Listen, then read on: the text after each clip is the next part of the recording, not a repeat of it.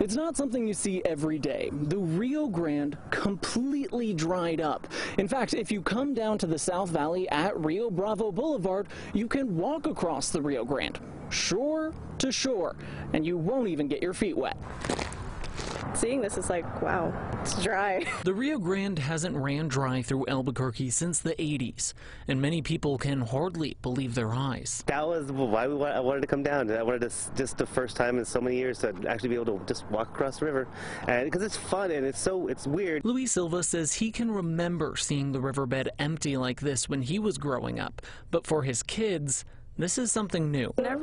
We've never seen it like this before. It's always full of water, at least a little bit, not enough to like walk past. While it can be shocking to see, the Silva family managed to make exploring the riverbed a fun afternoon adventure. And then there's like, of course, like all the fish that are like just like scattered in puddles around. So it's like I just caught, like he said, he just caught a catfish earlier. So just with your hands or with a pole? Or yeah, because it was just that shallow, you could just see him and pick it up with your hands. Now officials are worried how this drought could impact everything in the Rio Grande Valley. It's not just people affected by that, it's the ecosystem of the river, right? While David was able to catch a fish by hand, those trying to use poles were out of luck. Came out here fishing, on a Sunday, and it seems like there's not enough water for us to fish. Even in the heart of Albuquerque, where Route 66 crosses the Rio Grande, there's barely more than a trickle of water flowing under this bridge. Came over here about a month ago, about a month and a half ago, and it was pretty high, like right here.